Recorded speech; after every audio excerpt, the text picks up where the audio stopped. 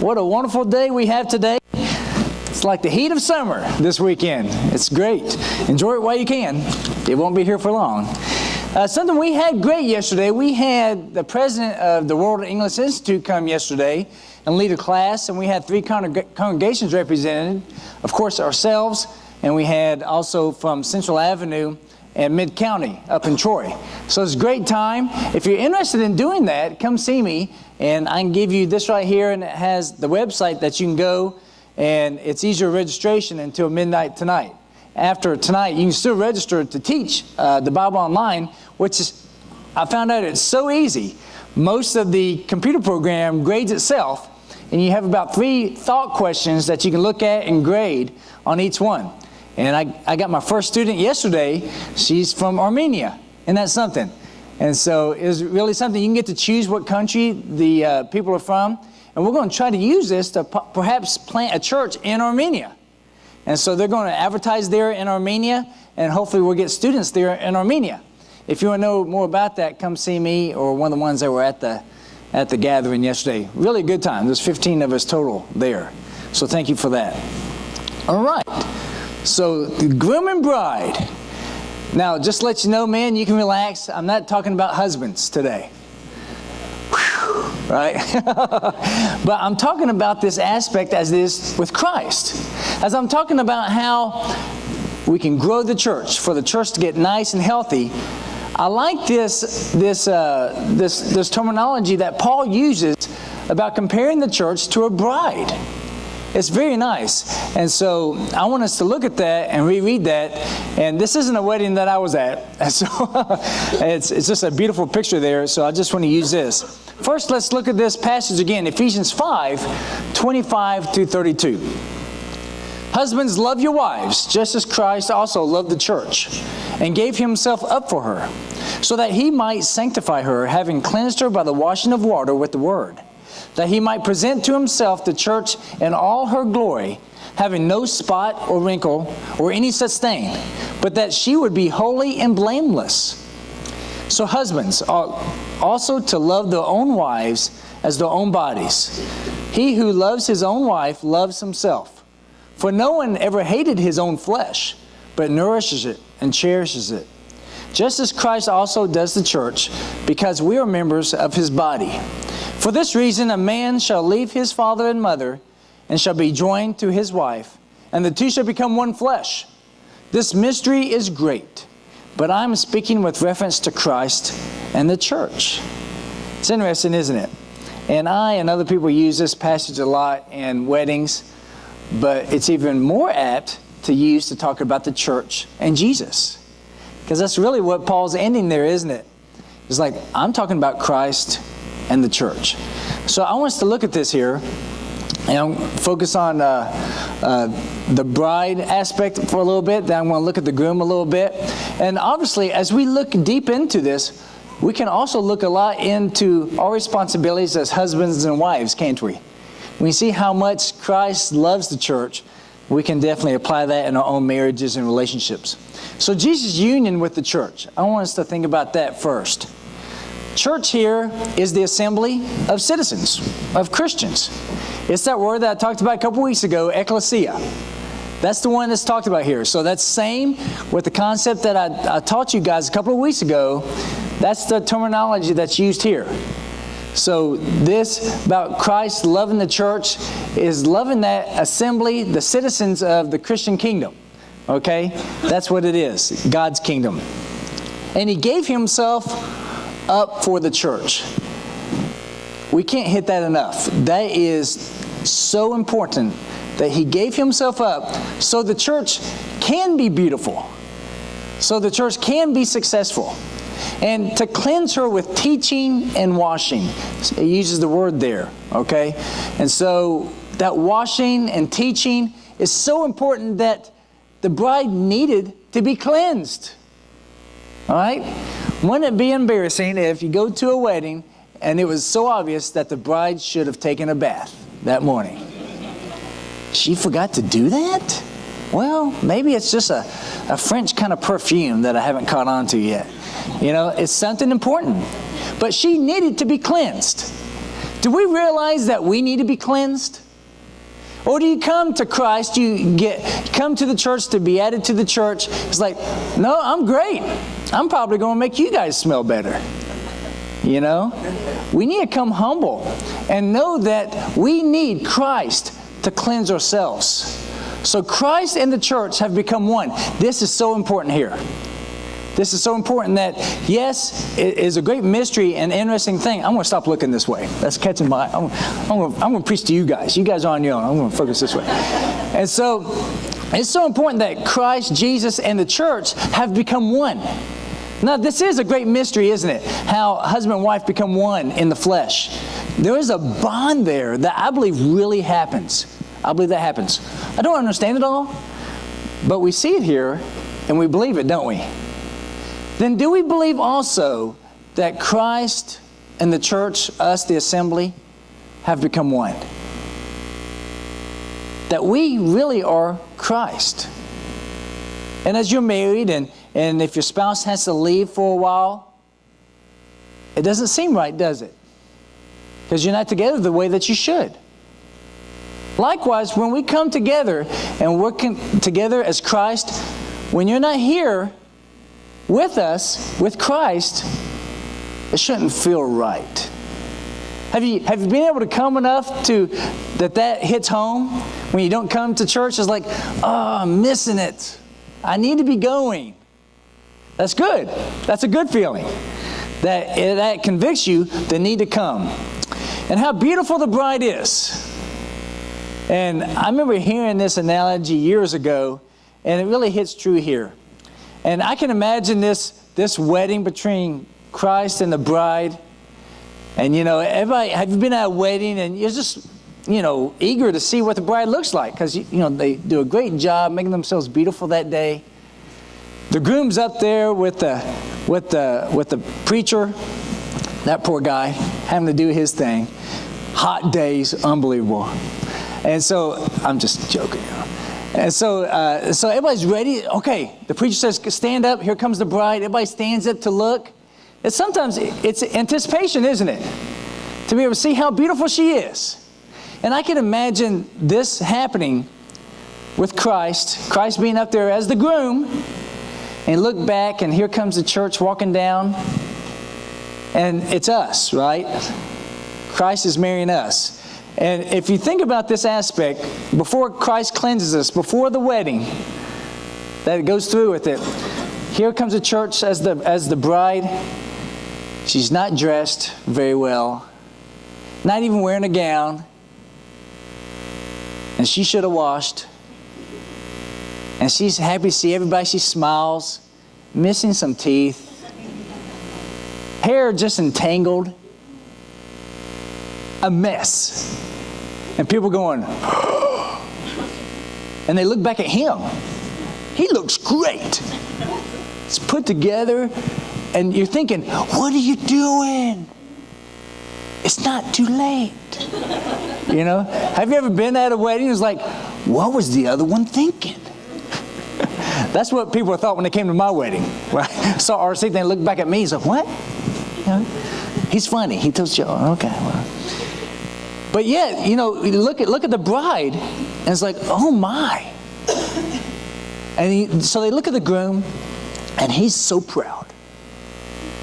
Like, that's going to be my wife. Just anticipating. It's going to be wonderful. And so she's walking down. She's got a limp.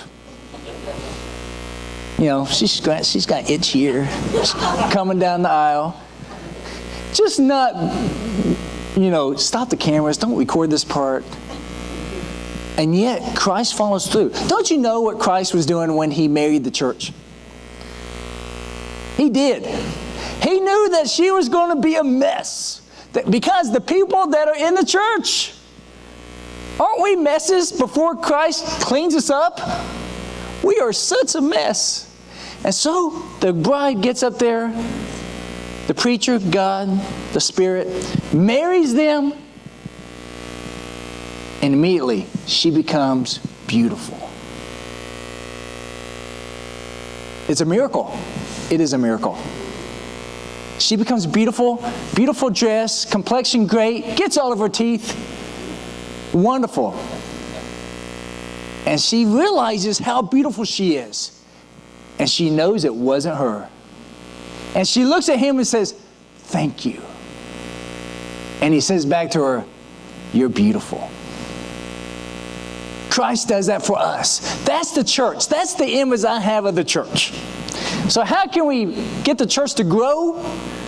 First of all, we need to understand who we are. We are the bride of Christ. Such a beautiful thought. And our value went up because who married us? You know, sometimes people say, well, he married up with her.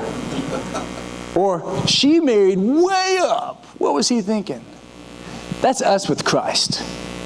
We married way up.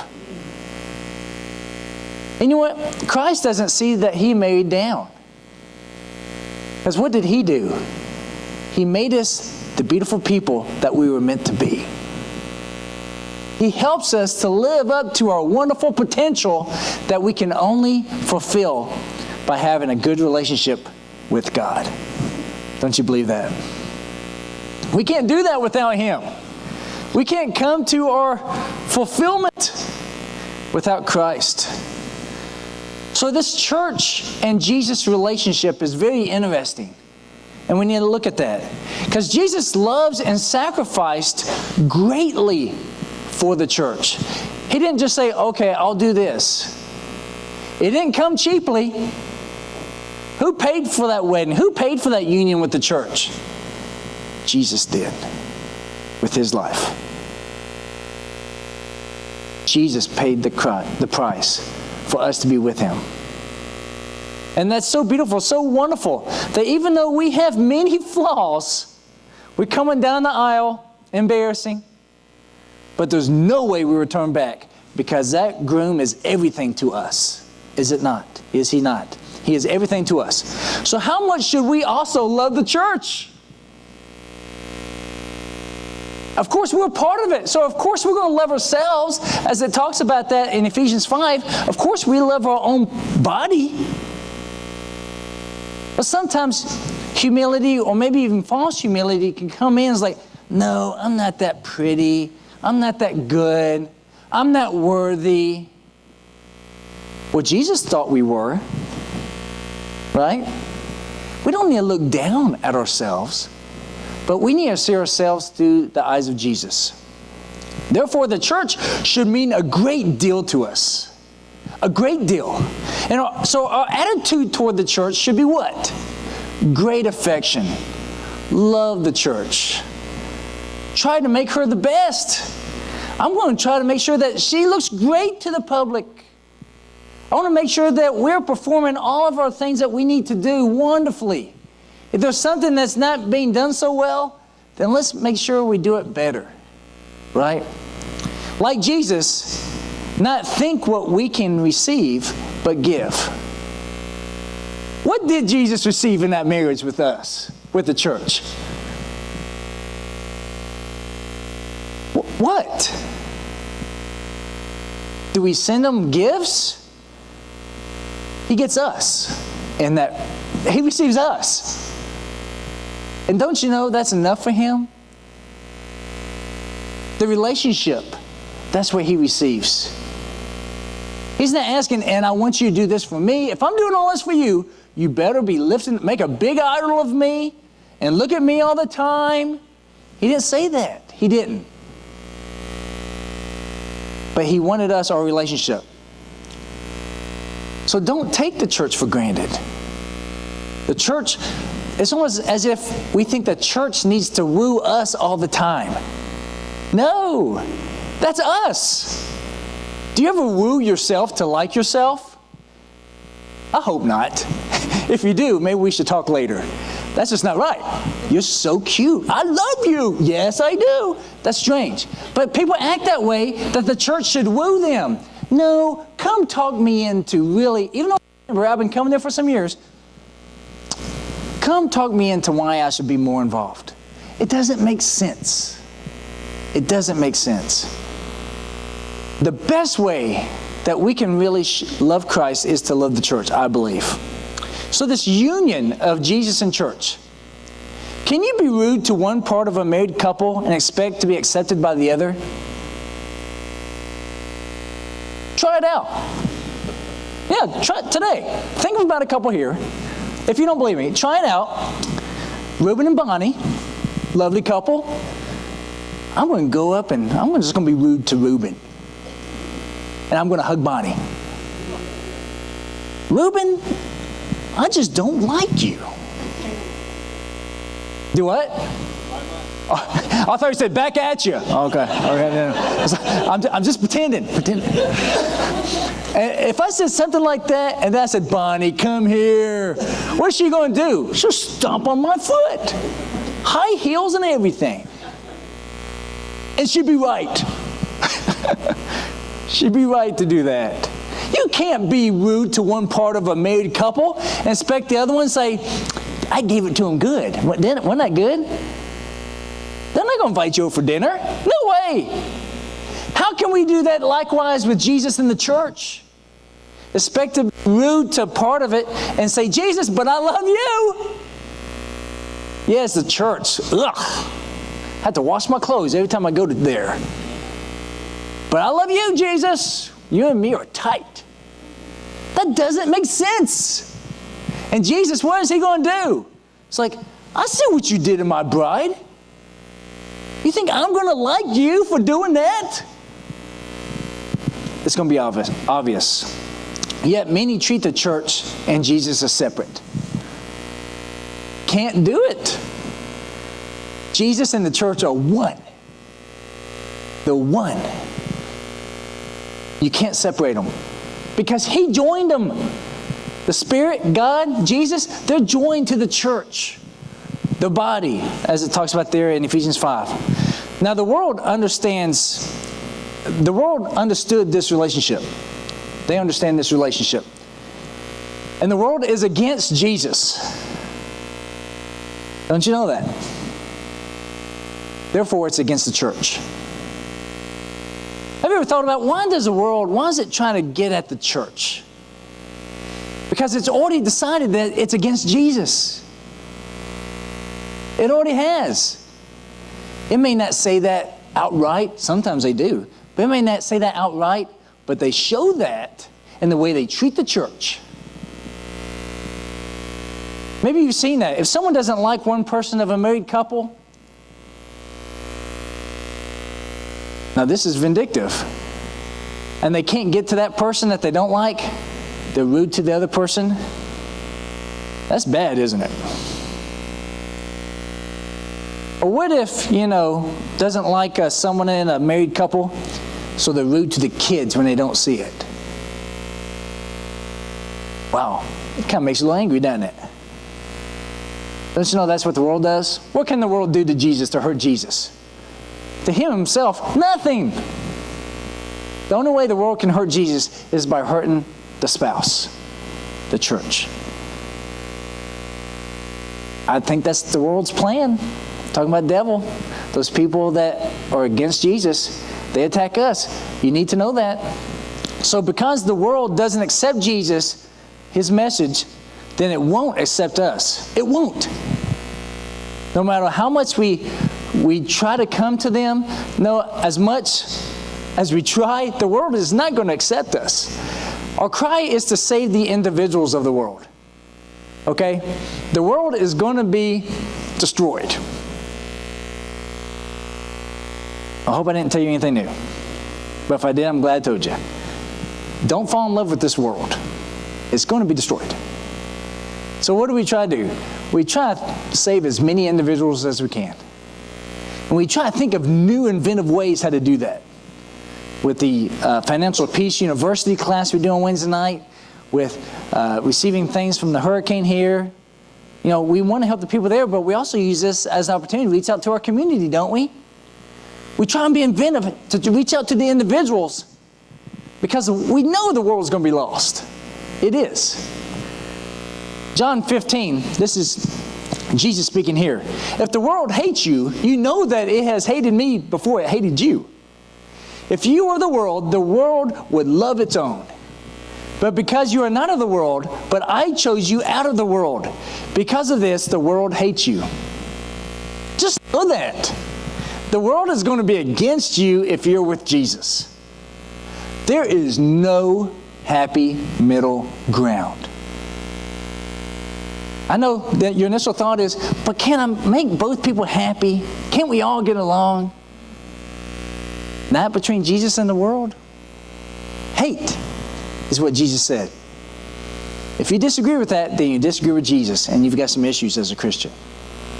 Because Jesus says the world hates you if you're with me.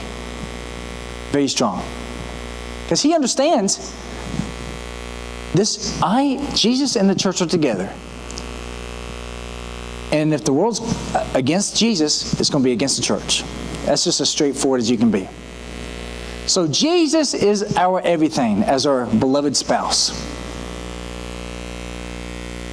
He asked us to take our hand in marriage. We said yes. We got married in baptism. And he is our everything. So how do we show this? How do we show that Jesus is our everything? All right, we celebrate his birthday. That's nice. We sing songs. Wonderful. How do we do that? The best way is by loving the church. If you really want to love Jesus, where he feels it, where he says, thank you for that hug, you love the church. Because that's his body. So you see someone here that's hurting, you love them. You see how the church can be better and you can help, you help. And that's what Jesus feels. Yes. Yes, thank you. I love you too. Isn't it nice to be able to Jesus come back and say, I love you too? He can do that if you love the church. That's loving him. I know this isn't a new concept, but maybe this helps you understand how important this is. Fall in love with the church again. Because I can guarantee you, if you don't love the church, it's going to be really hard to help the church grow. Hey, you want to come to church with me? You don't? I don't blame you. That's not going to help. But when they say, no, I don't think so, it's like, our church is fantastic. We can even say, it's the body of Jesus. It's like, what do you mean? You can explain it. We need to be convicted of how important the church is. Because don't we know the church is that lifeline that Jesus is using for the world? It is. So the best way to love one part of a married couple is to love both parts. I'm just going to come to grips with it. I'm going to love Jesus and the church. I know it's hard sometimes. Because even though Jesus made us beautiful, sometimes we go back to our old ways, don't we?